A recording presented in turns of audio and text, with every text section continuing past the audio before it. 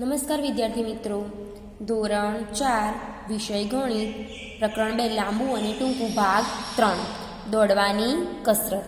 ડૉક્ટરે દેવી પ્રસાદને સ્વસ્થ રહેવા માટે દરરોજના 2 કિલોમીટર દોડવાની સલાહ આપી. તેણે આ મેદાનનો એક આંટો માર્યો. અહીંયા એક મેદાન છે, તેનો આંટો માર્યો. તેણે કેટલું અંતર કાપ્યું હશે? હવે આપણે અગાઉના ધોરણમાં શીખ્યા નથી, એટલે આપણા માટે નવું છે. મેદાન તેના ઘરથી ખૂબ દૂર હતું, તેથી તેણે નજીકના બગીચાની પસંદગી કરી. મેદાન તો દૂર હતું, પરંતુ તેને નજીકમાં બગીચો હતો તો બગીચાની પસંદગી કરી. બગીચાની હદ 400 મીટર લાંબી છે. 2 કિલોમીટર દોડવા માટે દેવી પ્રસાદને બગીચાના કેટલા ચક્કર મારવા પડે? આપણે વિચારીએ. અહીંયા મેદાન છે અને અહીંયા બગીચો છે. અહીંયા એવું છે કે તેણે આ મેદાનનો એક આંટો માર્યો, તેણે કેટલું અંતર કાપ્યું હશે?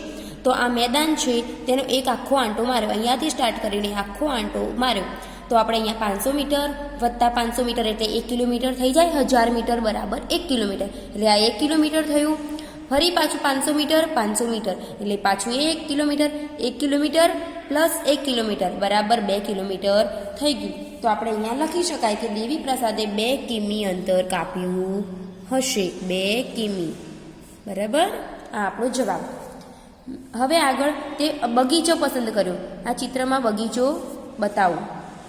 દેવી પ્રસાદે આ બગીચો પસંદ કર્યો. બગીચાનું અંતર 400 મીટર હતું. આખો ફરીને આવે, અહીંયાથી સ્ટાર્ટ કરે અને અહીંયા પૂર્ણ કરે ત્યારે 400 મીટર થાય છે.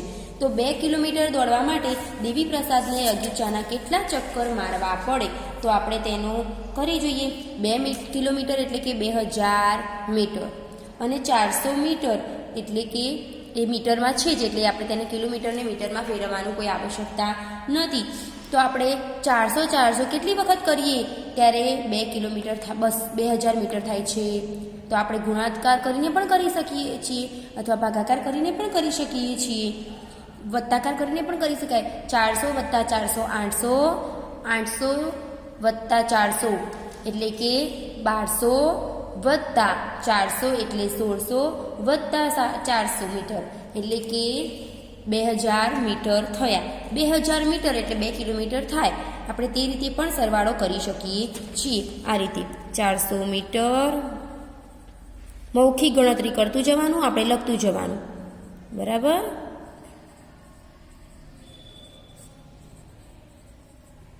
આ બધા મીટરમાં છે.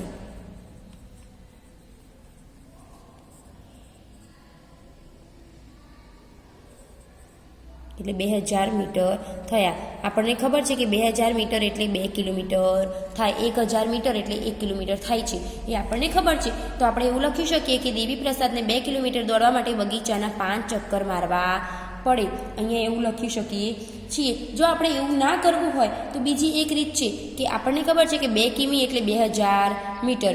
હવે બગીચાનું એક અંતર કેટલું છે? 400 મીટર. તો 2000 ને 400 વડે પણ આપણે ભાગી શકીએ છીએ. અહીંયા રફ કામમાં કરી બતાવું તમને. 2000 ભાગ્યા 400. હવે 4નો ઘડિયો 400નો ઘડિયો તો આપણને આવડે નહીં, તો આપણે 4નો ઘડિયો બનાવવાનો.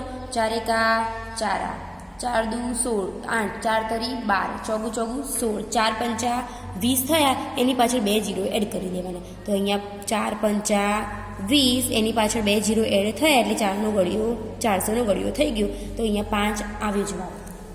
ભાગાકારની રીતે પણ જવાબ આવ્યો, સરવાળાની રીતે પણ આવ્યો. તો આપણે અહીંયા 5 ચક્કર લખીશું. બરાબર, આ આપણો જવાબ થયો. એક વખત વાતાવરણ ખૂબ સુંદર હતું. બહુ સરસ વાતાવરણ હતું અને ઠંડો પવન વાતો હતું, એટલે તેનું મન પ્રફુલ્લિત હતું દેવી પ્રસાદનું. તેથી તે 8 આંટા માર્યા પછી થાક્યો. તે દિવસે ખાલી જગ્યા કિમી અને ખાલી જગ્યા મીટર દોડ્યો હશે. 8 આંટા માર્યા પછી તે વ્યક્તિ થાકી ગયો છે. તો તે કેટલું દોડ્યો હશે? હવે આપણને ખબર છે કે 400 મીટર એટલે 400 મીટરના કેટલા આંટા માર્યા? 5 આંટા માર્યા તો 2 કિલોમીટર થયું. પણ 8 આંટા માર્યા એટલે કેટલા થયા કહેવાય? તો આપણે એનો દાખલાનો જવાબ પણ હું તમને અહીંયા બાજુમાં કરી બતાવું છું કે 400 મીટર, હવે તેને 8 આંટા માર્યા છે અને થાકી ગયો છે, તો ગુણ્યા આપણે 8 કરી દેવાના. કેમ કે 1 આંટાના 400 મીટર તો 1 400 થાય. 2 આંટા મારે તો એવી રીતે 8 વખત માર્યા છે એટલે 8 વડે ગુણી દઈએ. તો 0 ગુણ્યા 8, 0નો ઘડિયો આપણે ધોરણ 3માં ટીચરે શીખવાડ્યો તો આપણે શીખી લીધું છે. 0 8 0 0 8 0 8 ચોક 32, તો અહીંયા 3200 મીટર થયો. બરાબર. હવે આ 3200 મીટર થયો.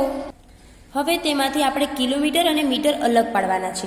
તો પાછળના છે 1 કિલોમીટર એટલે 1000 મીટર થાય. પાછળના 3 આંકડા એ મીટરમાં આવશે અને આગળનો આંકડો કિલોમીટરમાં આવશે. એટલે અહીંયા 3 કિલોમીટર 200 મીટર દોડ્યો કહી શકાય. આ તે દાખલાની રીત છે. આ દાખલો અને આ દાખલાની રીત એ અહીંયાની રીત છે. બરાબર. હવે આગળ, કેટલા રૂમ ઊંચા? કુતુબ મિનાર 72 મીટર ઊંચું છે. કુતુબ મિનાર છે તે 72 મીટર ઊંચો છે. તમારા વર્ગખંડની ઊંચાઈ આશરે કેટલી છે? આપણે માપવા જવાની આવશ્યકતા નથી, આશરે કીધી છે. તો કેટલી ઊંચી છે? તો આપણે લખી શકીએ 3 મીટર. આશરે 3 મીટર ઊંચી છે. ઊંચાઈ, વર્ગખંડની ઊંચાઈ 3 મીટર છે. એક ઉપર એક એમ રૂમ આવે છે, તો કુતુબ મિનાર જેટલી ઊંચાઈ થાય તેનો અંદાજ લગાવો. એક ઉપર એક એમ રૂમ આવે તો કુતુબ મિનાર થાય તો કેટલા રૂમ થાય? તો જોઈ લઈએ. તો આપણને ખબર છે કે કુતુબ મિનાર કેટલું ઊંચું છે? 72 મીટર. હવે એક વર્ગખંડની ઊંચાઈ કેટલી છે? 3 મીટર. તો ધારણા સમજાવું કેવી રીતે કરવાની. તો આપણે રૂમની સંખ્યા શોધવાની છે. બરાબર. રૂમની સંખ્યા. તો પહેલાં કુતુબ મિનારની સંખ્યા કેટલી હતી? 72. આપણે શીખી ગયા છીએ. આગળ ખબર છે. અને એક વર્ગખંડની ઊંચાઈ કેટલી? 3 મીટર. બંને મીટરમાં છે. એટલે જો કિલોમીટર અને મીટરમાં હોય તો આપણે કિલોમીટરને મીટરમાં રૂપાંતર કરવા પડે. 3 વડે 72ને ભાગવાના છે. 3ના ઘડિયામાં 72 આવે નહીં. તો 3 એકા 3, આ 3 દુ 6. તો અહીંયાથી નાનો અંક લખવાનો, સામાન્ય નાનો, ખૂબ નાનો નથી લખવાનો. તો અહીંયા 3 દુ 6 લખીશું. 7માંથી 6 જાય તો 1 વધે, ઉપરથી ઉતાર્યો 2. એક સાથે આપણે ઉપરથી એક અંક ઉતારી શકીએ છીએ. જો 2 ઉતારવો હોય તો એક 0 કરવો પડે. તો આપણે એક જ અંક અહીંયા ઉતાર્યો છે. તો 3ના ઘડિયામાં 12 ક્યાં આવે? 3 ચોક 12. 12માંથી 12 જાય તો 0. ભાગાકારમાં બાદબાકી કરવાનું આપણને ખબર છે. આ જવાબ આવ્યો. રૂમની સંખ્યા કેટલી થઈ? 24. તો આપણે અહીંયા લખી શકીએ 24 રૂમ. એક ઉપર એક એમ રૂમ થાય તો 24 રૂમ થઈ શકે. કુતુબ મિનાર જેટલો ઊંચો કરવો હોય તો. હવે આગળ, ગાંધીનગરથી હિંમતનગર. સુબોધ ગાંધીનગર જાય છે. તે 21 કિલોમીટર દૂર છે. તેના ઘરથી 21 કિલોમીટર દૂર ગાંધીનગર છે. મંજરી હિંમતનગર જાય છે, જે 43 કિલોમીટરથી દૂર તેની વિરુદ્ધ દિશામાં છે. હવે તમે જુઓ, સુબોધ અહીંયાથી ગાંધીનગર જાય એટલે 21 કિલોમીટર છે. આ સુબોધનું ચિત્ર છે. અહીંયા 21 કિલોમીટરનું તીર લખ્યું છે. મંજરી તે હિંમતનગર જાય છે તો અહીંયા 43 કિલોમીટર દૂર છે. તો ગાંધીનગરથી હિંમતનગર કેટલું થાય તે આપણે કહેવાનું છે. તો આપણે જોઈ લઈએ કે ગાંધીનગરથી પહેલાં તો હિંમતનગરનું અંતર શોધવું હોય તો એક સ્થાન છે.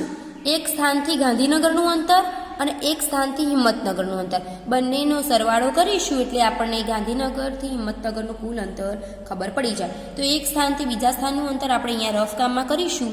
તો બરાબર કરીને લખીશું ગાંધીનગરથી હિંમતનગરનું અંતર. અહીંયા ગાંધીનગરથી હિંમતનગરનું અંતર બરાબર આપણને ખબર છે કે એક સ્થાનથી ગાંધીનગરનું અંતર કેટલા કિલોમીટર હતું? 21 કિમી. આપણે તે કઈ અંતરમાં આપ્યું છે, કિમીમાં મીટરમાં, તે ખાસ લખવાનું છે. અહીંયા એક સ્થાનથી હિંમતનગરનું અંતર 43 કિમી. હવે 21 + 43 આપણે મૌખિક પણ કરી શકીએ છીએ. ધોરણ 3માં શીખી ગયા છીએ. અને રફ કામ કરવું તો આપણે બીજી કોઈ નોટબુકમાં રફ કામ કરી શકીએ છીએ. 3 ને 1 4 પાછળથી થાય છે સરવાળો. 4 ને 2 6. તો 64 કિમી કુલ અંતર થયું કહીશું. બરાબર.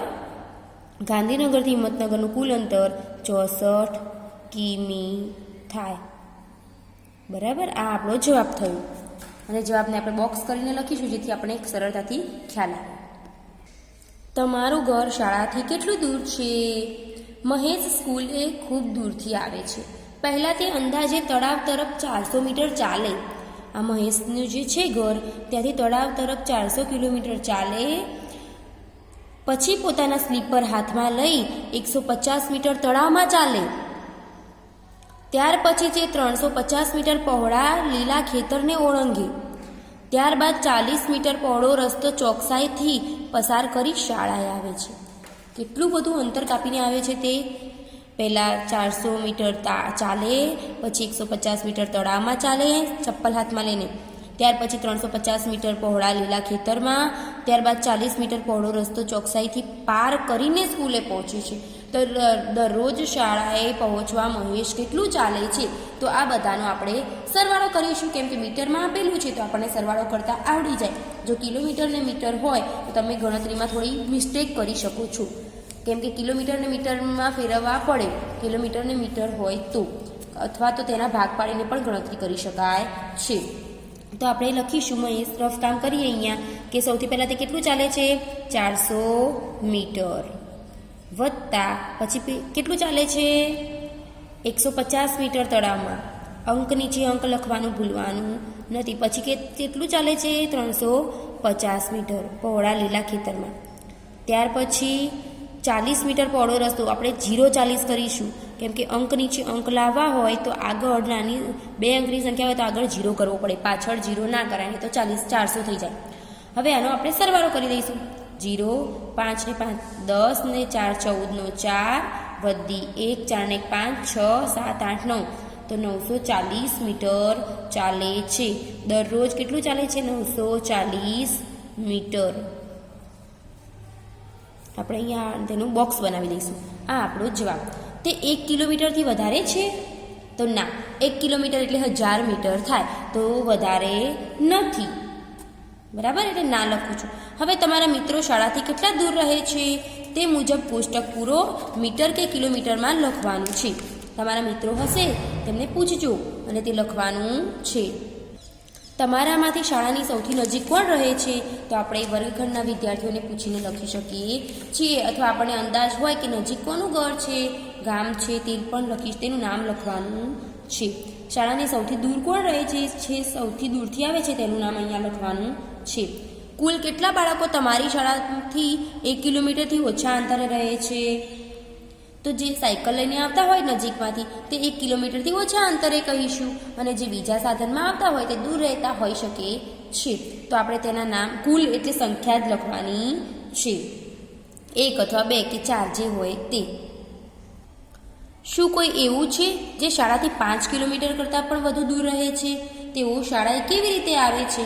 હા, અમુક બાળકો એવા હોય છે કે જે 5 કિલોમીટરથી પણ વધુ દૂર છે, તે વાન દ્વારા, સ્કૂલ બસ દ્વારા, અથવા તેના પપ્પા કોઈ મૂકવા આવતા હોય તેવી રીતે આવે છે. તે આપણે લખવાનું છે. અહીં આપણે મિત્રોના નામ લખવાના છે અને તે કેવી રીતે આવે છે. દાખલા તરીકે 1 કિલોમીટર અને 100 મીટર હોય તો આપણે અહીંયા આમ લખી શકીએ 1 કિમી 100 મીટર, એવી રીતે લખી શકીએ છીએ. આ ઉદાહરણ છે. અહીંયા હું લખું છું કે કાવ્યા. બરાબર, આ ઉદાહરણ છે, તમારી સમજ પૂરતું છે. આપણે આવી રીતે બીજા ઉદાહરણ લખવાના છે. વિચારો અને શોધો. દોરાની એક રીલમાં દોરાની લંબાઈ કેટલી હોય? તમે વિચારવા પડી ગયા ને? તો આપણે માપવા બેસવું પડે. માપવું ના હોય તો આપણે આશરે કહી શકીએ કે દોરાના રીલની લંબાઈ જાડાઈ પર આધારિત હોય છે. તે રીલ કેટલું જાડું, કેમ કે બધા રીલ સરખા હોતા નથી, મોટા હોય, નાના હોય, તેનાથી પણ નાના હોય. તે 50 મીટર, આપણે અહીંયા લખીએ કે 50 મીટર, 100 મીટર,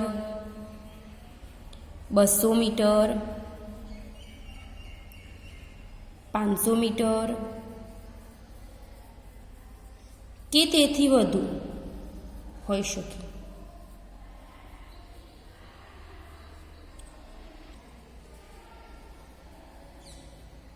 કેમ કે તે ફિક્સ હોતું નથી. 50 મીટર, 100 મીટર, 200 મીટર, 500 મીટર કે તેથી વધુ હોઈ શકે છે. પતંગના દોરાના રીલમાં દોરાની લંબાઈ કેટલી હોય છે? શું તે 1 કિલોમીટર કરતાં વધુ હોઈ શકે?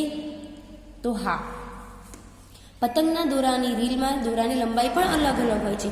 500 મીટરનું રેલ હોય, 100 મીટરનું હોય, 1000 મીટરનું હોય, 2000 મીટરનું હોય કે તેથી વધુ પણ હોઈ શકે છે. તો આપણે અહીંયા જવાબ લખીએ કે 500 મીટર, 1000 મીટર, 1000 મીટર એટલે 1 કિલોમીટર, 2000 મીટર કે તેથી વધુ પણ હોઈ શકે. શું તે 1 કિલોમીટર કરતાં વધુ હોઈ શકે? તો હા, તે 1 કિલોમીટર કરતાં પણ વધુ હોઈ શકે છે. જો રૂમાલ એક જ દોરાથી બનેલો હોય તો તેને બનાવવા માટે કેટલો લાંબો દોરો જોઈએ? તો રૂમાલના કદ પણ અલગ અલગ હોય છે. તો કદને ધ્યાનમાં લઈને આશરે દોરો 100 મીટરથી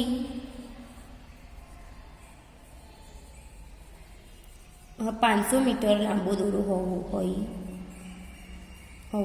જોઈએ.